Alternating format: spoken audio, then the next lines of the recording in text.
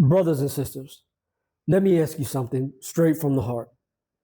Have you ever looked at your child and silently wondered, will they grow up to hold on to Islam or will they slowly drift away? We live in a society that pulls our kids in every direction.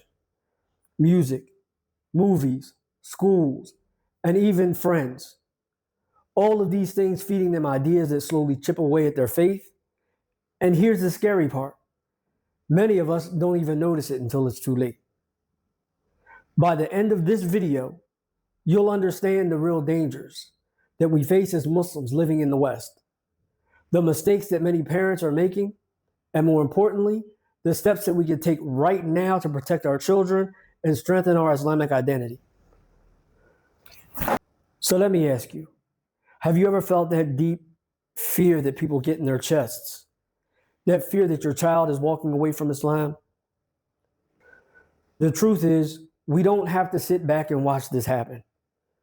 There are ways to raise children who are strong, confident Muslims, even in non-Muslim societies. But it requires awareness, commitment, and a shift in how we as parents and individuals approach Islam in our own homes.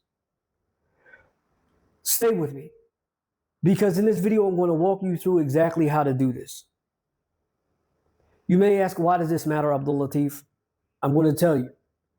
On the personal level, if you lose your child to Western culture, you don't just lose a relationship. You lose your legacy of Islam. And that's a wound that cuts so deep in the heart of every parent.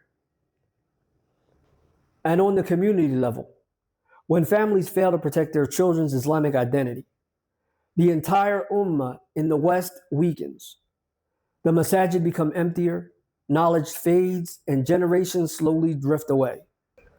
And when we talk about the future, if nothing changes, imagine 20 to 30 years down the line, our grandchildren might not even identify as Muslims. They may celebrate holidays that we don't believe in, live lifestyles that go against our values and morals, and they may even see Islam as a burden, not as a blessing. Now, I want you to pause here and think about something. Which of these perspectives hits you the hardest?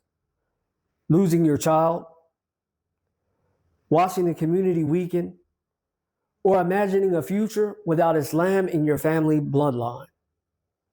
Now think about that for a minute.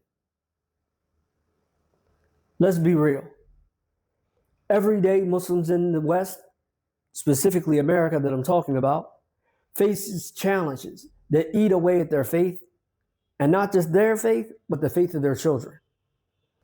You're busy working long hours, so you barely have enough time to sit with your kids and teach them Islam. Schools and media are constantly bombarding them and trying to normalize things that oppose our Islamic values, from drinking to dating and even disrespecting one's parents. Your kids come home asking you questions that shake you at your soul. They ask you things like, why can't we do what my friends do? Or why is Islam so strict?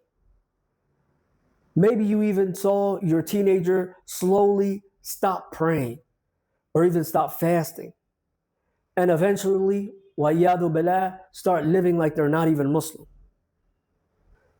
And the worst part, many parents stay silent, hoping that this is a situation that's going to fix themselves. But trust me when I tell you that silence is dangerous. How many of you remember the story of that young girl that I talked about in one of the previous lives, who was influenced by their friends in school culture? She stopped wearing hijab and eventually stopped practicing Islam altogether. Does that sound familiar? Does that story hit close to home? Let's discuss some practical solutions. What can we do? How can we actually protect our children and ourselves from losing our Islamic identity in a non-Muslim society? I'm going to break it down into these following steps, so pay attention. As a matter of fact, get your notebooks out. The first is to build a strong Islamic environment at home. Don't do like many have done and rely on the masjid alone. Your house needs to feel like a place of Islam, where the Quran is recited, Salah is prioritized, and Islamic values are lived daily. If your kids don't see Islam being lived at home, believe me, they're going to look for the answers that they need outside of the house. The next thing is you have to prioritize quality time. Your children don't just need money, food, and clothes, but they need you. They need the conversations, mentorship, love, and guidance. Spend time listening to them, answering their questions, and showing them Islam through your character. You have to choose community wisely. And I'm going to say it again for those of you who weren't paying attention. Choose community wisely. Who your children are around will definitely shape them. Connect with families who share your values. Make sure your children have Muslim friends, role models, and teachers that remind them of their deen. You have to be proactive with knowledge. Don't wait until your child doubts Islam before you teach them. Invest early in their Islamic education. Teach them Quran. Teach them the stories of the prophets and those other things that are reasons behind our belief system. Give them the tools to answer the questions that society will beat them with daily.